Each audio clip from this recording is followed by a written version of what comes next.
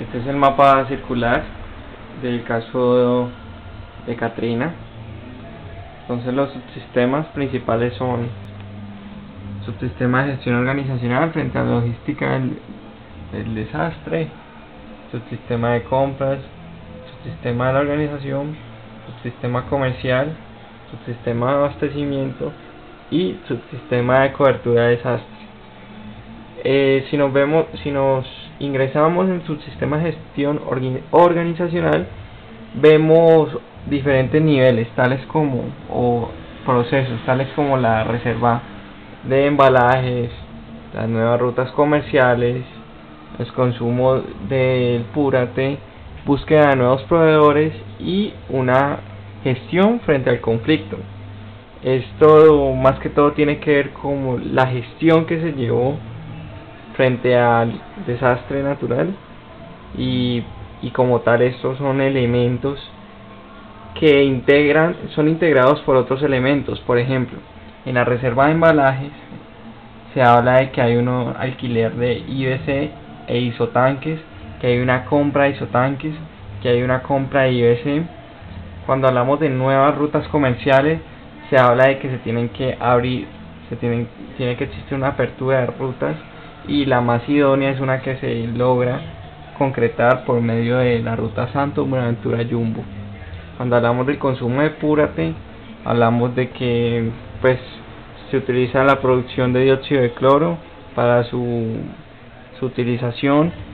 Se habla de que el consumo del púrate blanquea el papel, de que hay apertura de los insumos y que debe haber un cambio de los insumos como tal. Hablamos también de búsqueda de nuevos proveedores, que búsqueda en proveedores en Asia, en Europa, en la zona este de Estados Unidos y en países latinoamericanos. Y pues que se lleva al fin y al cabo, ya más concretos, una gestión frente al conflicto. Se habla de que deben existir unos mejoras en monitoreos, deben existir una reserva de compra de isotanques, un cambio de proveedores y de rutas comerciales, y por parte de los clientes tiene que haber una reducción del consumo. Entonces también hablamos del subsistema de compras. En el subsistema de compras tenemos como elementos principales: recursos físicos, capital monetario, logística de compras, proveedores y suministros o materia prima. A nivel de suministro o materia prima, pues vemos que se trabaja en volumen, que debe existir el alquiler obviamente de isotanques y IBC. A nivel de proveedores vemos que se concreta el proveedor de Brasil, de que normalmente se utilizaba Estados Unidos como solo proveedor.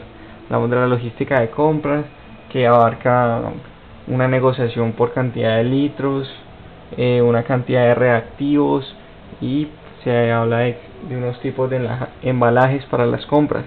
Si se habla de capital monetario, pues se necesita el capital como tal para hacer las compras.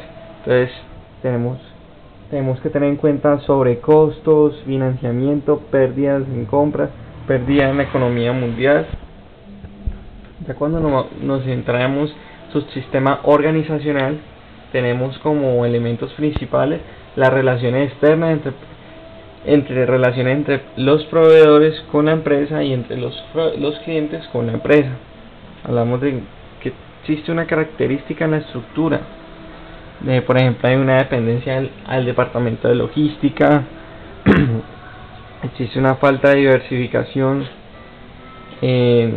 existe una rigidez de los cargos y de las funciones.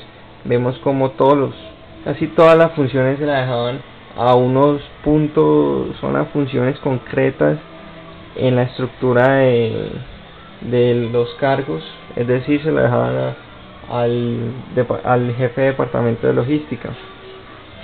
Vemos que también hay unas características de recursos humanos, que hay una falta de iniciativa, una falta de resiliencia, como esa pelea por salir adelante, en una falta de experiencia, ¿sí?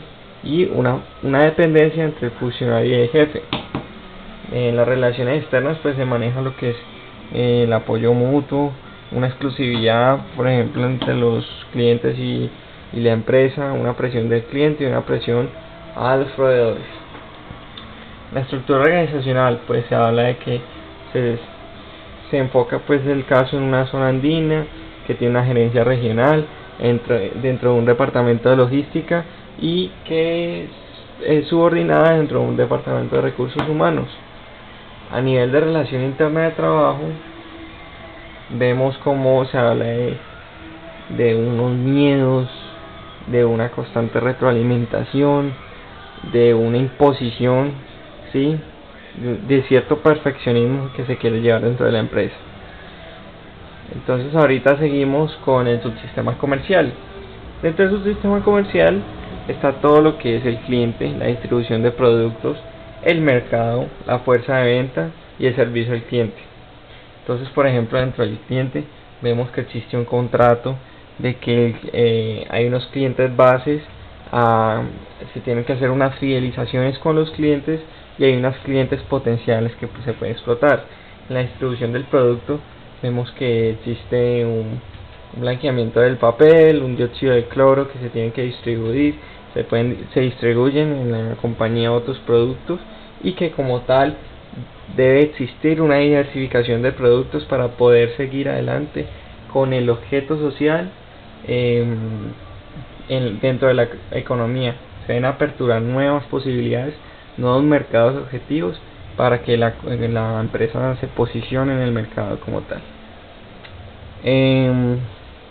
Pues de hecho hablamos también de mercado, de la industria papelera, hablamos de la demanda del producto, de la oferta de competidores, expansión del mercado.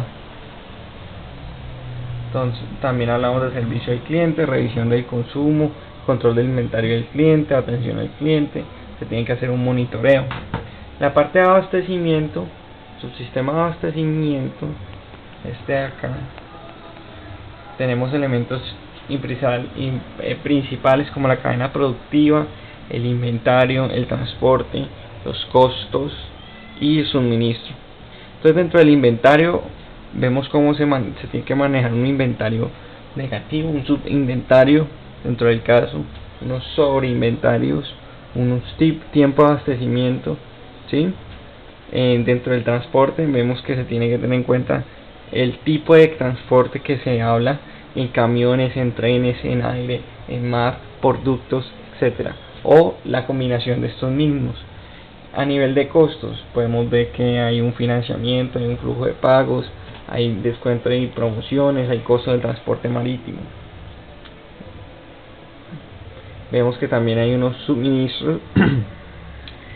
Se habla de fabricantes, de unos canales de distribución, que en este caso pues es de forma directa.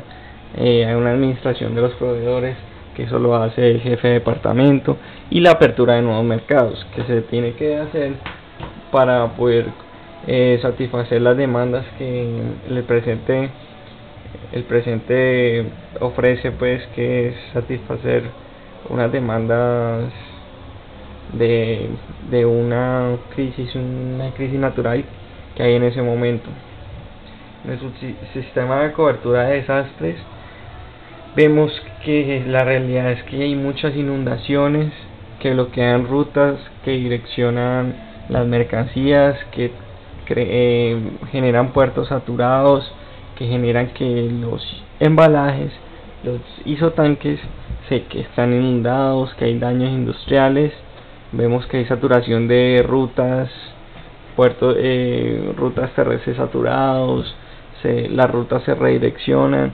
Vemos que hay una pérdida económica exorbitante, redirección de rutas también, pérdida de mercancías, la compañía de seguro entra en tensión y se tiene que comprar nuevo material de embalaje.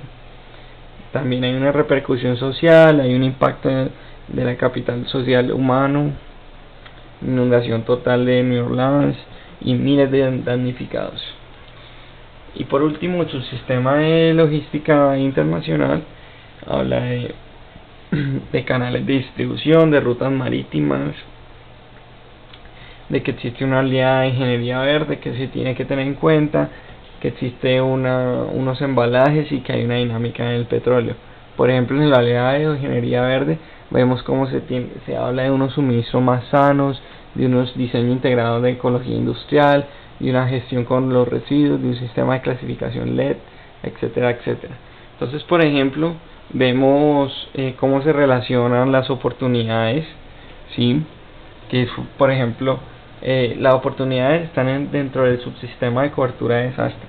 Entonces hay una oportunidad al cambio organizacional, hay una oportunidad a la distribución, hay una oportunidad a la diversificación del mercado y una oportunidad a la conexión con nuevos sistemas de información. Esto se ve relacionado con los costos, ¿sí? Ya que van a generar altos costos, pero a largo plazo va a ser muy beneficioso para la compañía. También se relacionan las oportunidades con el servicio al cliente. Obviamente, revisar los consumos con sistemas de información más avanzados va a ser muy provechoso para la compañía. Tener un control de inventarios del cliente donde se tengan reservas de inventarios, reservas de embalaje, va a ser demasiado provechoso para el servicio al cliente. También se tiene que existir, como lo decíamos en las oportunidades, el cambio organizacional.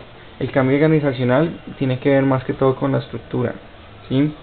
Con la estructura de la gerencia regional, el departamento de logística, el departamento de recursos humanos, cambiar esa falta de iniciativa, esa falta de esa dependencia que existe.